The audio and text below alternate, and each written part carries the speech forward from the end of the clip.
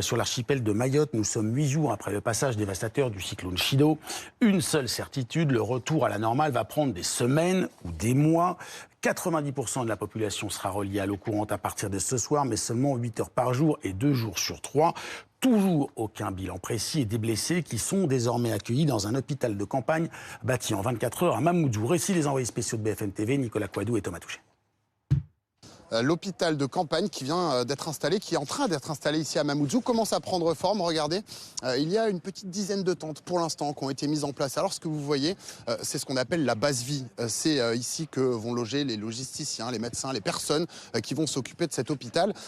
Mais à terme, il y aura des tentes absolument partout parce que l'idée, c'est d'avoir un hôpital totalement opérationnel pour pouvoir soigner tous les patients, les habitants de Mamoudzou qui en aurait besoin. Lieutenant-colonel Jacques Pagès, bonjour, c'est vous le responsable un petit peu ici. En fait, c'est comme un hôpital normal finalement. C'est comme un hôpital normal, avec tous les services quasiment d'un hôpital, mais sous tente, c'est-à-dire sous 1600 mètres carrés de tente qui vont occuper tout cet espace, voilà, et qui vont nous permettre chaque jour d'accueillir au minimum 100 patients par jour.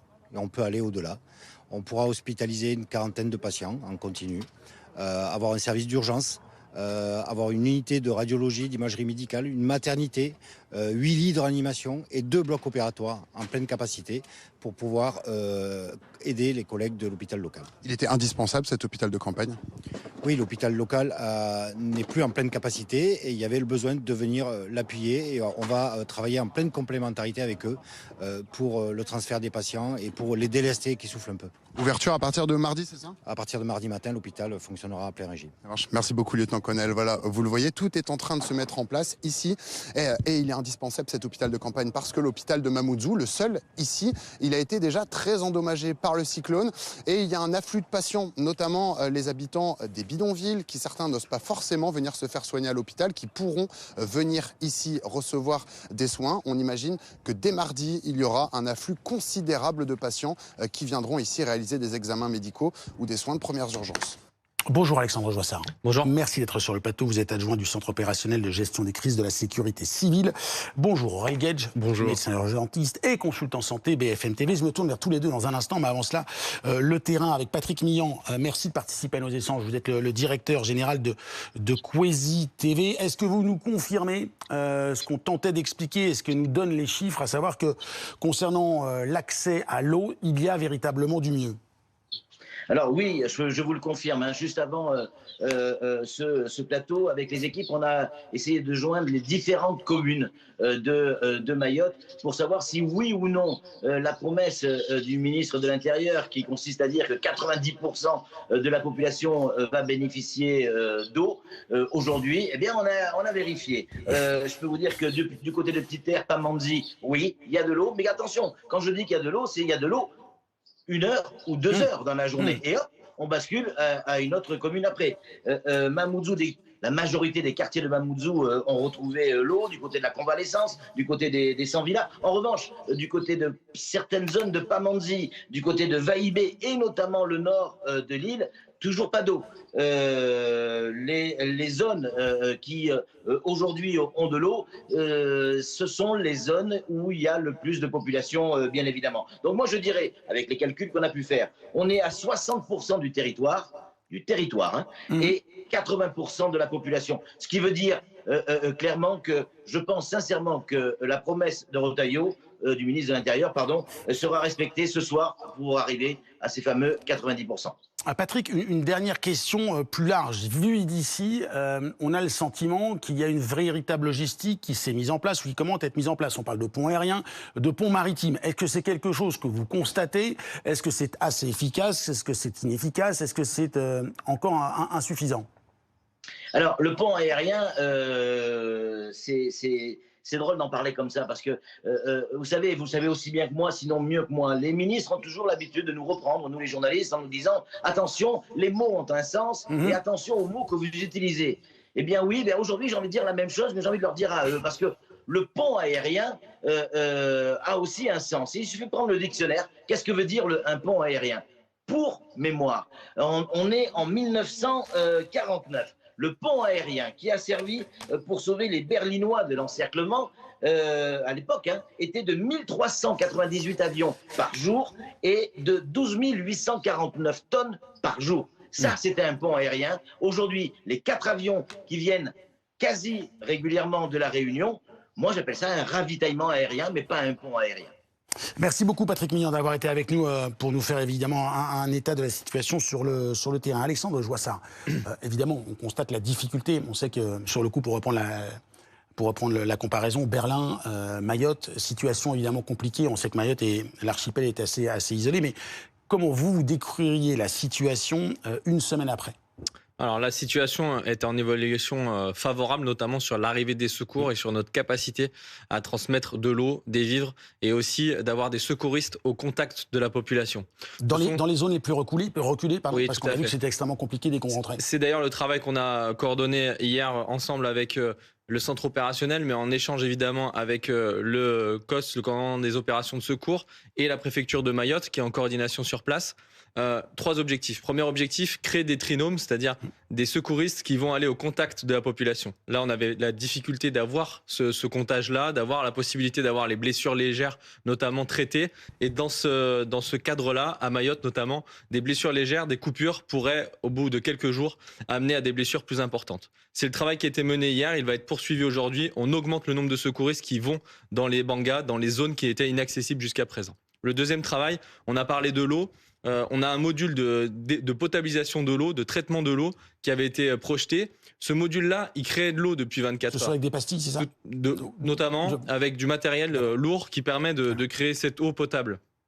Mais il fallait que l'ARS valide la distribution d'eau, puisque l'objectif est de favoriser une distribution d'eau potable et non pas d'une eau impropre à la consommation. Et nous avons eu le go ce matin, et donc il va y avoir plus de 150 000 litres d'eau supplémentaires pouvant être distribués. Ça, c'est un point très favorable. Le troisième élément, on a parlé pont aérien, peu importe la sémantique qui est gardée, le plus important, c'est de dire qu'on a eu de plus en plus de moyens qui sont distribués. Et par rapport à ces moyens-là, le centre opérationnel notamment travaille sur l'arrivée d'aide européenne, puisque nous avons eu plusieurs pays, notamment la Belgique, la Suède, l'Allemagne, l'Italie, qui nous offrent des tentes, qui nous offrent des possibilités supplémentaires. Et donc, ce sont l'ensemble de ces moyens qui vont pouvoir être projetés dans les 24-48 heures. Aurel, il y a d'infinies ou de multiples priorités, mais quelle est d'un point de vue médical, sanitaire, la priorité selon vous ? Alors, comme l'a dit Monsieur Joissard, il y a plusieurs temps. Là, le premier temps, ça va être l'urgence, les blessés, puisqu'il en reste malheureusement. Il va falloir y accéder. C'est pour ça la problématique qu'on avait à cause des décombres. On ne pouvait pas y accéder, donc il a fallu envoyer des secouristes, des moyens, ce qu'on va appeler le chantier de l'avant. Et puis, dans un second temps, il va falloir évaluer ces patients sur le sujet qu'on a vu juste avant. Et d'ailleurs, tiens, on voit les images.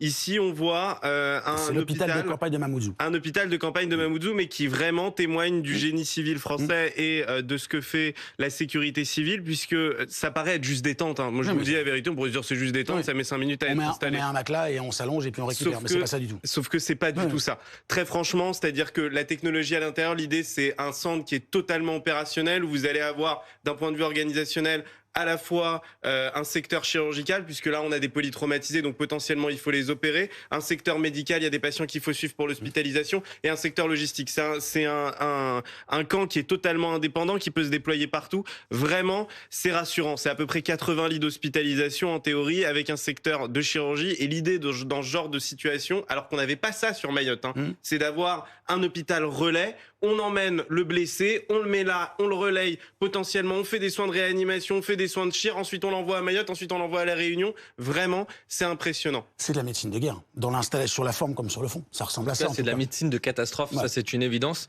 Et nous avons donc des postes médicaux avancés également qui sont projetés. Ça permet de faire ce que vient de dire Aurélien Gage, c'est-à-dire la possibilité d'avoir une première source médicale qui est au contact, première évaluation, et ensuite soit on garde au poste médical avancé, on fait ce qu'on appelle entre guillemets de la bobologie, en tout cas des blessures légères et de surface, soit on a besoin d'évacuer et donc on va jusqu'à cet hôpital de l'Escrime qui a été déployé. Le problème de la bobologie, c'est, pour reprendre votre mot, c'est qu'on est quand même dans un territoire où les difficultés sociales, économiques, sanitaires ne datent pas du passage de Chido. Et que j'imagine que ce qui était de la bobologie ou ce qui est de la bobologie traditionnellement peut aussi s'aggraver. Est-ce que c'est aussi quelque chose à gérer et qui complique la situation ? Ce sont des éléments pris en compte et c'est d'ailleurs en ce sens que les matériels qui ont été engagés vont vers aussi plus de matériel qui permettent de soigner ces blessures légères. Comme je vous l'ai dit, les blessures légères à T+ une semaine, 15 jours, dans ces conditions particulières d'humidité et de chaleur, peuvent dégénérer. Et c'est pour cela qu'on avait besoin d'avoir ces équipes constituées, de pouvoir être au contact des populations. C'est ce qui est fait aujourd'hui, c'est ce qui va être augmenté encore demain, après-demain. Et donc, par rapport à votre question, qui était votre question initiale, il y a une amélioration sur place. Pour autant, la situation est difficile. Il faut aussi parler de la coordination. Avoir beaucoup de moyens, c'est important, mais il faut pouvoir les coordonner. Il faut pouvoir les amener au fur et à mesure de la mission pour pouvoir avoir cette montée en puissance sans avoir de désordre sur place. Et ça, c'est très important également. Il y a un mot qui m'a frappé hier, Aurel, choléra. C'était la directrice d'une école dans laquelle il y avait eu on avait accueilli des sinistrés et elle disait il y a le risque du choléra et que si ça commence, on ne sait pas comment ça va se terminer. Qu'est-ce qu'on peut dire par rapport à cette inquiétude-là? Alors là, c'est ce qui est assez intéressant, c'est que vous rentrez dans le deuxième temps d'une catastrophe naturelle. Premier temps, c'est l'aigu. Deuxième temps, ça va être les épidémies.